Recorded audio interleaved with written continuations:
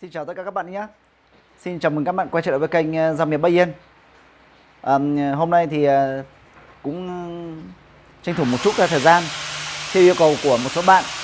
Thì hôm nay tôi sẽ quay một chút về một số cái con dao mà tôi mấy hôm vừa rồi tôi có giới thiệu với các bạn. Là tới này tôi sẽ lên sóng để đo kích thước chi tiết từng con một trong của những con dao mà trong 2 tháng vừa qua mà đã rèn ra. Sau một thời gian là cũng chưa lên sóng để các bạn cùng xem. Thế thì hôm nay thì theo nguyện vọng của các bạn thì tôi sẽ dẫn các bạn đi xem một chút quá trình làm một cái bao dao gỗ từ cái loại gỗ lõi tre. Thế thì loại gỗ đó nó như thế nào? Nghe nói rất nhiều về gỗ lõi tre, nhưng có một số bạn thì chưa biết là loại gỗ đó là nó là cây tre hay là gỗ như thế nào. Thì cũng tiện qua đây thì tôi dẫn các bạn đi xem quá trình làm một cái bao dao từ gỗ lõi tre. Đồng thời là tôi sẽ dẫn các bạn xem sơ qua hơn 10 mấy con dao, đủ từ con nhỏ nhất cho đến con to nhất để các bạn cùng tham khảo, cũng như là các không phụ lòng các bạn mong mỏi những cái người sắp tới tôi sẽ chuyển đến với các bạn. Sau đây xin mời các bạn cùng với tôi đi xem qua một chút các bạn nhé. Xin mời các bạn. Sau đây là tôi sẽ dẫn các bạn đi xem nhé. Hôm nay thì chủ yếu là chỉ làm bao gỗ thôi, còn một số phôi thì cũng đã làm xong rồi.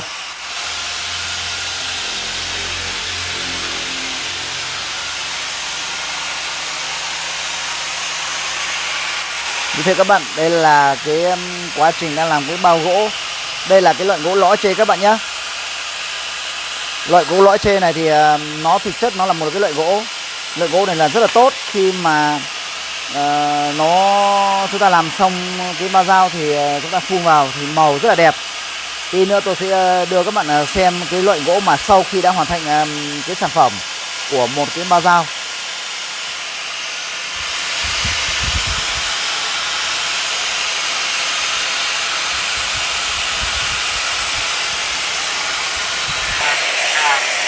Đây các bạn nhé, nó chính là cái loại gỗ lõi tre đây. Đây là cái quá trình đang làm cái bao dao.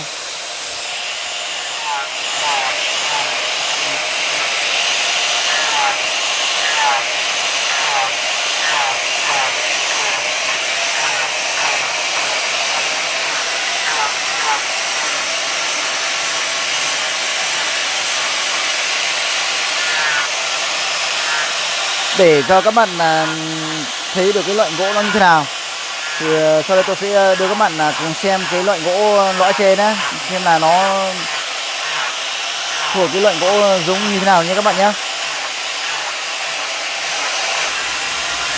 Đây chính là cái loại gỗ mà đang làm bao dao các bạn nhé. Chính là cái loại này. Đây khi chúng ta xẻ nhỏ ra là như thế này các bạn nhé. Đây chính là những khúc này. Cái này là phải đi tìm những cái gốc mà bây giờ chỉ còn cái gốc ngày xưa thôi. Thì đổ cái gốc ấy ra xong là xẻ ra từng khúc ngắn ngắn như thế này. Đó chính là cái gỗ lõi tre các bạn nhé.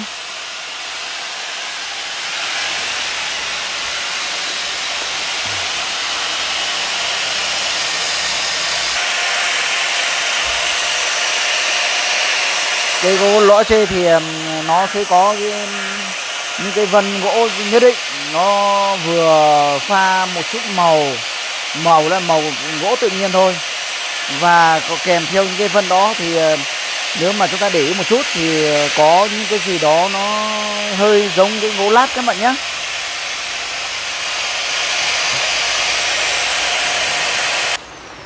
Còn sau đây là xin mời các bạn cùng với tôi đi xem một chút về mấy cái con dao mà tới này tôi sẽ lên sóng cùng với các bạn để các bạn thỏa sức mà lựa chọn các bạn nhé.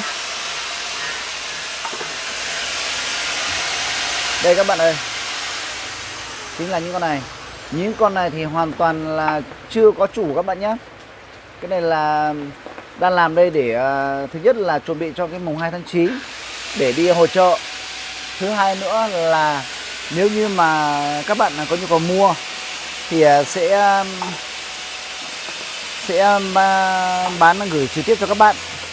Nhưng mà do cái thời gian vừa qua thì cũng hứa hẹn các bạn cũng khá là nhiều, tuy nhiên là không thực hiện gửi kịp thời cho các bạn. Do đó thì bây giờ là bên shop Gia Miền Bắc Yên là cũng rút kinh nghiệm là để có dao đầy đủ rồi thì mới đưa lên để các bạn cùng xem. Và nếu như các bạn có nhu cầu thì gửi luôn cho các bạn, không để các bạn chờ lâu như trước kia nữa. Đây các bạn nhé.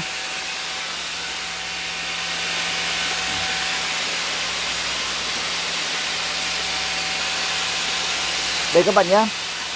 Đây chính là những con dao bao gỗ lõa tre, cán sừng trâu.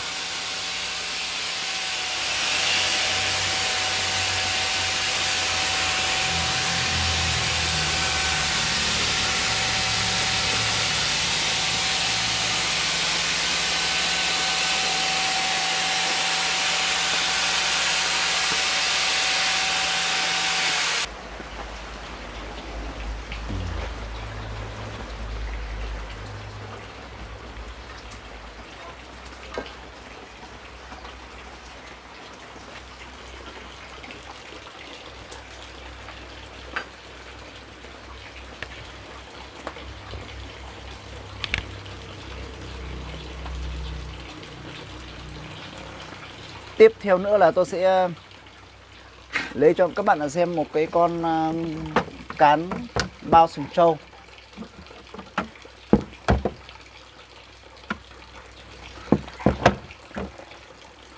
Ở trong này rồi các bạn nhé.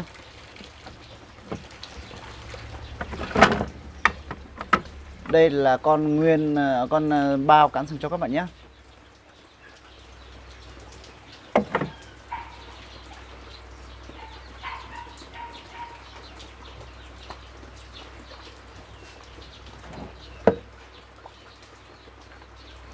Để tôi để thế này cho các bạn dễ xem hơn một chút.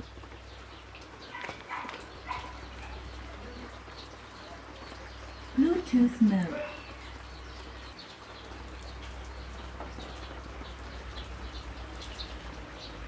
Đây là con cán bao sừng trâu. Kích thước cụ thể như thế nào thì tôi sẽ mấy hôm nữa tôi sẽ làm một cái video để đo rất là chi tiết cụ thể cho các bạn xem nhé.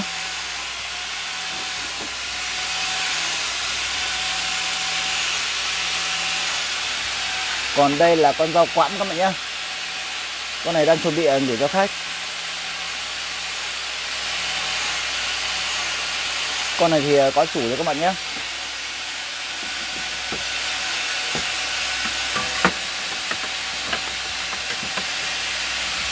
Còn nữa là những con này, con nhỏ nhỏ xinh xinh này.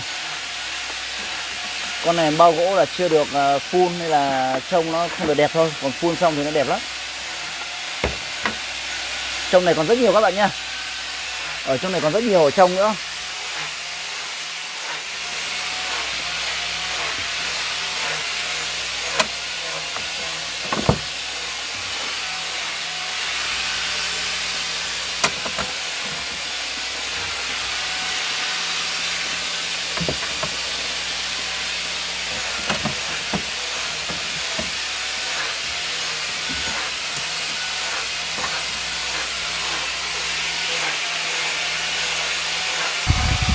Đây là hai con mà đang chuẩn bị làm bao các bạn nhé.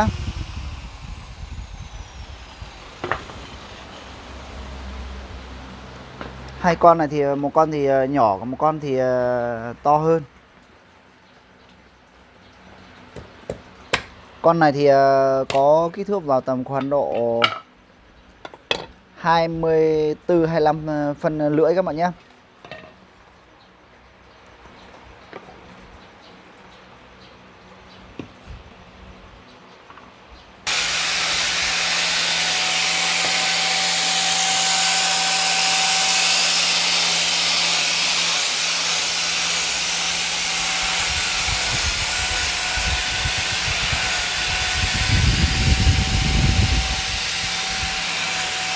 Còn ở đây là những cái con phôi mà đã làm dở các bạn nhé. Đây cũng là một con đã hoàn thiện này. Con này thì có kích thước vào khoảng lưỡi là vào khoảng 30 cm các bạn nhé.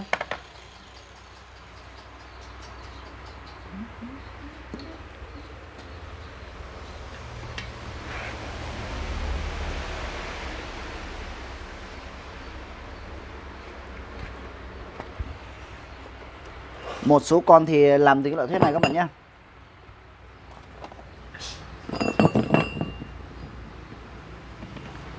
Cái này là bên shop cũng phải đi đặt mua. Do cái số lượng dao làm khá là nhiều, do đó bây giờ cái loại thép này là cũng hiếm, nên là cũng phải đặt mua thì mới có, chứ không phải là tự nhiên là có các bạn nhé. Cũng phải đặt ra lâu mới có nhé.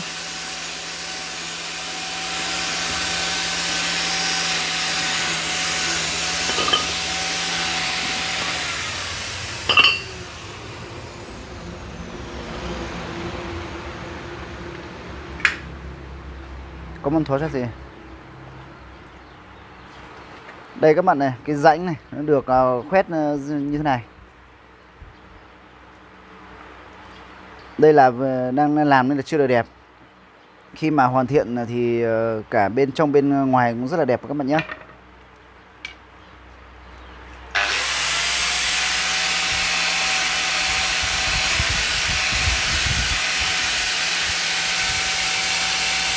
Có một số bạn đang thắc mắc là giữa làm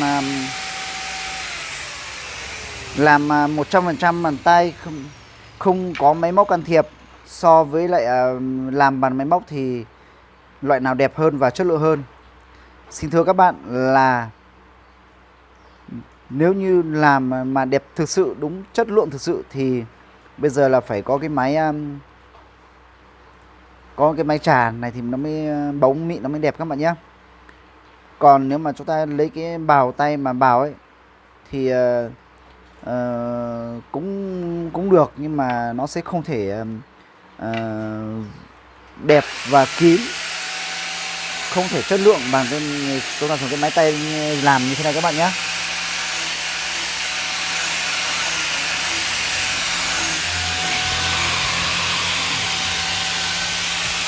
Đây các bạn xem, đây chính là cái loại gỗ lõi tre này.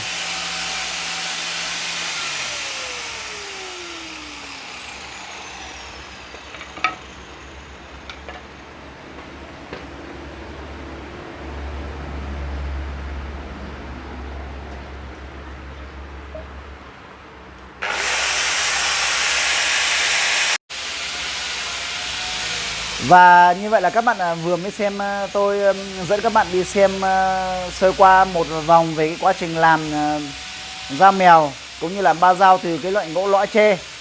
Như vậy thì tôi cũng hy vọng là các bạn đã hiểu một chút phần nào về cái loại gỗ lõi tre nó là loại gỗ như thế nào. Đồng thời các bạn cũng vừa mới xem một số cái mẫu dao mà tới này chuẩn bị gửi đến với các bạn, cũng như là chuẩn bị làm lên sóng để đo kích thước từng con chi tiết, từ cái con nhỏ nhất cho đến con lớn nhất đến với các bạn. Rất mong các bạn là qua video này thì các bạn sẽ tiếp tục ủng hộ, đồng hành cùng với Dao Miền Bắc Yên.